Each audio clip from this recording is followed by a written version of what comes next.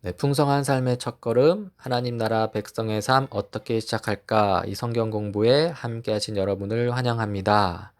네, 오늘부터 풍성한 삶의 첫걸음 교재를 가지고 공부를 같이 하려고 하는데요. 우리 다니엘 새시대 교우님들 그 신앙의 연수나 신앙의 깊이가 다 다르겠지만 이 공부를 통해서 이제 막 신앙생활을 시작하신 분들은 새로운 도전을 받았으면 좋겠고요. 또 이미 신앙생활을 오래 하신 분들은 이 공부를 통해서 스스로의 신앙생활을 좀 돌아볼 수 있는 계기가 되었으면 좋겠습니다. 자, 그러면 이제 시작해 볼까요? 네, 첫 번째 그리스도인으로서의 첫걸음인데요. 이 첫걸음, 그리스도인으로서의 첫걸음을 떼기 전에 먼저 선행되어야 될 게 무엇이냐면은 바로 그리스도인이 되어야 합니다. 그리스도인이 된다는 것은 기독교의 기본 진리를 받아들인다는 것이죠. 그렇게 기독교의 기본 진리를 받아들인 다음에 이제 첫걸음을 떼는 것인데요. 여기서 질문이 나옵니다. 무엇이 기독교의 기본 진리인가? 그래서 먼저 이 기본 진리를 네 가지로 살펴볼 수 있는데요. 먼저 창조입니다. 이 세상은 무엇인가? 우리는 누구인가에 대한 이 성경의 대답을 찾는 것이고요. 타락입니다. 무엇이 잘못되었는가에 대한 성경의 대답을 찾는 것이고요. 그리고 구속입니다. 이 잘못된 것을 어떻게 해결할 것인가에 대한 성경의 대답을 찾고요. 마지막으로 완성입니다. 이 완전한 회복과 새로운 출발에 관한 이 성경의 진리를 찾는 것이죠. 먼저 창조를 살펴보면은 이 세상은 무엇인가에 대한 관한 질문에 대한 대답을 하게 되는데요. 성경은 뭐냐면은 우리가 사는 세상은 하나님이 창조하신 창조 세계다라고 대답합니다. 그래서 창조 세계는 하나님께 의존합니다. 세상 사람들은 창조 세계가 뭐 스스로 존재하는 거 아니야? 또는 스스로 발전할 수 있는 것 아니야? 이렇게 묻지만은 성경은 이 창조 세계가 하나님에 의해 만들어졌기 때문에 하나님께 의존한다라고 이렇게 말합니다. 그리고 또 뭐라고 말하냐면 창조 세계는 선하다라고 이렇게 말하죠. 세상 사람들은 창조 세계는 가치 중립적이야. 그래서 사람이 어떻게 사용하느냐에 따라서 그냥 선할 수도 있고 악할 수도 있어라고 대답하거나 또는 어떤 사람은 아니야, 이 창조 세계는 악한 거야라고 이렇게 이야기하기도 합니다. 그러나 성경은 뭐라고 이야기하냐면 창조 세계는 선하신 하나님이 창조하셨기 때문에 선하다라고 고백하는 것이죠. 그러면서 이 창조 세계 가운데 내재된 그 하나님의 선한 목적을 찾고자 하는데요. 여기서 또 우리 뒤에 살펴볼 인간의 사명이 나오기도 합니다. 또 창조 세계는 하나님이 창조하셨기 때문에 하나님의 소유입니다. 그렇죠. 그래서 이 창조 세계의 주인은 우리 인간이 아닙니다. 이 창조 세계의 주인은 바로 하나님이십니다. 사실상 우리도 창조 세계에 포함되기 때문에 하나님이 우리의 주인이시다라고 고백하게 되는 것이죠. 그리고 두 번째, 창조 두 번째, 우리는 누구인가입니다. 여기에 대해서 성경은 우리는 하나님의 형상대로 창조된 인간이다라는 것이죠. 그래서 여기서 하나님의 형상대로라고 말했는데 하나님을 닮았다는 것이죠. 그래서 하나님의 무엇을 닮았느냐 했을 때 첫 번째로 다스리시는 하나님을 닮았다라고 말합니다. 또 두 번째로 삼위일체 하나님, 이 공동체로 계신 하나님을 닮았다라고 말한 것이죠. 그래서 먼저 다스림을 살펴보자면 이 인간은 창조 세계를 다스리기 위해 창조되었습니다. 그렇죠. 그래서 다스릴 때 어떻게 다스리냐면은 사랑으로 다스리는 거죠. 그래서 인간은 창조 세계를 사랑하기 위해 창조된 존재다. 그래서 그러면서 어떻게 창조 세계를 사랑하는데 어떻게 하냐면 창조 세계를 창조의 목적대로 발전시키면서 그 사랑을 표현하는 것이죠. 여기서 발전시킨다는 것은 정복해서 인간의 뜻대로 마음대로 막 해집는 것이 아니라 잘 돌본다라는 것을 의미합니다. 아까 말했듯이 창조 세계가 하나님의 선한 목적을 가지고 있다고 했는데요. 그 선한 목적대로 발전시키는 것이죠. 그리고 또 하나, 이 인간이 하나님의 형상대로 창조되었다고 했는데요. 이것은 홀로 존재하는 것이 아니라 바로 공동체로 존재한다는 것입니다. 하나님께서 남자와 여자로 인간을 창조하셨는데 이것은 공동체로 창조했다는 것을 의미하는 것이죠. 그래서 인간은 그냥 홀로 존재하는 것이 아니라 공동체로 존재하면서 서로 사랑의 관계 가운데서 살게 됩니다. 그래서 사랑 가운데 협력하여서 이 창조 세계를 다스릴 이 사명을 부여받은 게 된 것이죠. 이렇게 인간은 하나님의 형상대로 창조되었다라는 그 고백 속에서 이 하나님의 형상에 맞게 살 때 그때의 삶의 의미와 목적을 제대로 발견하게 되고 삶의 의미와 목적대로 살 수 있게 되는 것이죠. 그런데 무언가 문제가 일어나게 되었습니다. 그것이 바로 타락인데요. 이제 무엇이 잘못되었는가 저기서. 무엇이 잘못되었냐면 바로 죄로 말미암아 인간과 창조 세계가 타락했다라는 것입니다. 여기서 죄란 무엇이냐 했을 때 죄는 하나님에 대한 불순종입니다. 하나님에 대한 반역입니다. 그러니까 아까 이 창조 세계, 우리를 포함한 창조 세계의 주인이 하나님이라고 했는데요. 이 하나님을 이 주인의 자리에서 몰아내는 것이죠. 그러면서 그 주인의 자리에 바로 인간, 우리 자신을 들어 앉히는 것입니다. 그래서 하나님이 아니라 내가 주인이다. 이렇게 말하는 것이죠. 그래서 하나님의 뜻보다 나의 뜻이 더 중요하다라고 말한 것이죠. 그러면서 이 세상을 엉망으로 이끌어 나가게 되고 거기에 고통이 가득하게 되는 것을 보게 됩니다. 그래서 죄의 결과라고 말했는데요. 인간과 창조 세계의 타락이죠. 그래서 다스림이 타락했습니다. 그러면서 삶의 의미, 삶의 목적을 잃어버리게 되고요. 그리고 공동체가 와해됩니다.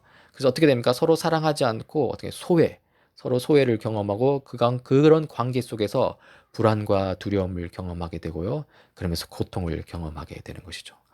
이렇게 타락으로 말미암아서 우리는 심각한 어려움에 처하게 되었습니다. 여기에 대해서 하나님께서 어떻게 하셨을까 했을 때 하나님께서 그냥 두시지 않고 바로 이 문제를 해결하시기 위해 오시는 것이죠. 그것이 바로 구속입니다. 해결책은 무엇인가죠, 그렇죠. 그래서 예수 그리스도께서 죄인이 받아야 할 십자가 사형을 대신 받으셨다. 그렇죠. 그렇게 함으로써 인간이 겪어야 할 죄의 문제를 해결하셨다. 그렇죠. 이것이 바로 구속의 내용입니다. 죄인으로서 우리는 죄값을 받아야 됩니다. 그 죄값이 뭐냐면 바로 죽음, 십자가 사형인데요. 그것을 예수님께서 우리 대신 받으셨다는 것이죠. 그렇게 함으로써 우리가 받아야 될 죄의 문제가 해결되고 더 이상 우리가 죄의 결과를 받지 않아야 된다는 것입니다. 이렇게 예수님께서 죄의 문제를 십자가에서 죄의 문제를 해결하심으로 말미암아서 우리의 삶의 목적, 우리 삶의 의미가 회복되기 시작합니다. 그렇죠? 그래서 창조 세계를 하나님의 목적대로 사랑으로 다스리게 되는 것이죠. 그리스도인들이 그렇게 살게 된다는 것입니다. 그리고 이것이 바로 풍성한 삶이라는 것이죠. 또 하나 뭐냐면은 바로 소외, 불안, 두려움을 극복해 나가게 된다는 것이죠. 그래서 십자가로 말미암아서 예수 그리스도의 십자가 사역으로 말미암아서 사랑으로 회복된 인간 관계를 경험하게 되고요. 그러면서 서로가 서로를 책임지는 관계가 들어가게 되는 것이죠.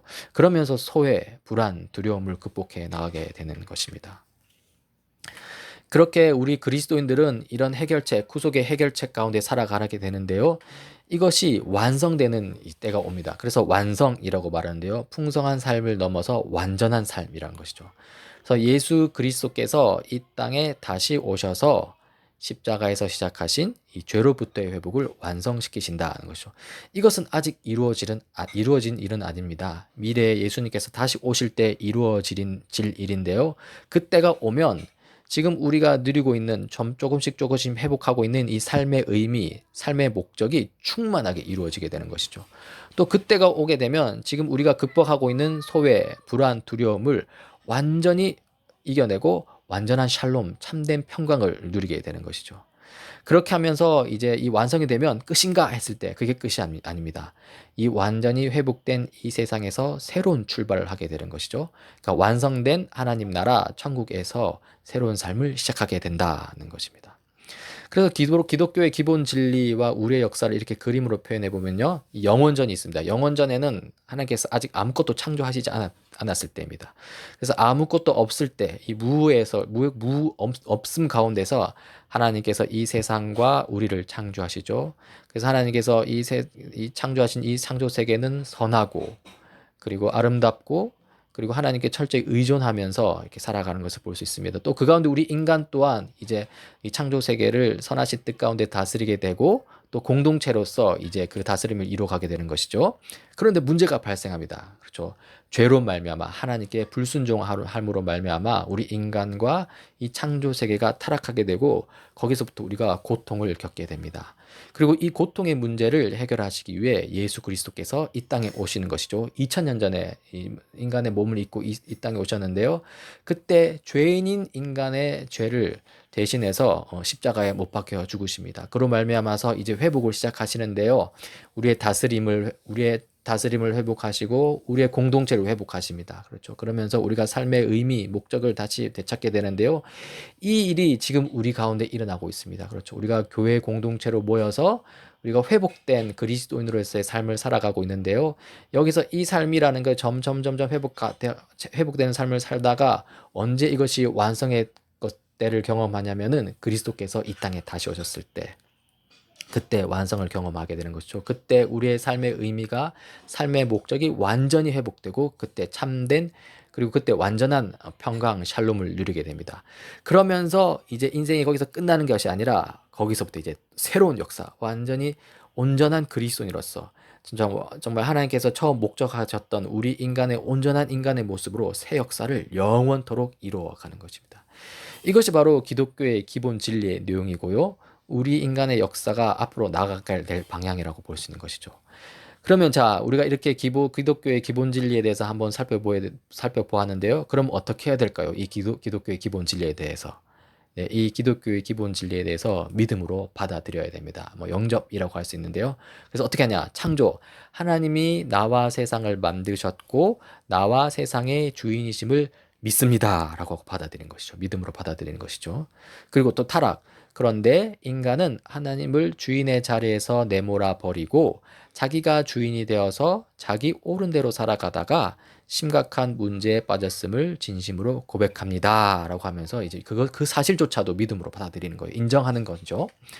그리고 거기서 그치는 것이 아니라 더 나갑니다. 구속이죠. 이 죄의 문제는 우리 스스로 해결할 수 없으며 그래서 우리를 사랑하시는 하나님이 직접 우리에게 오셔서 우리 대신 죄의 대가를 지고 죽으셨음을 믿습니다 하면서 이 죄의 문제가 회복되기 시작했음을 우리가 믿음으로 받아들이는 것이죠. 그리고 마지막 완성.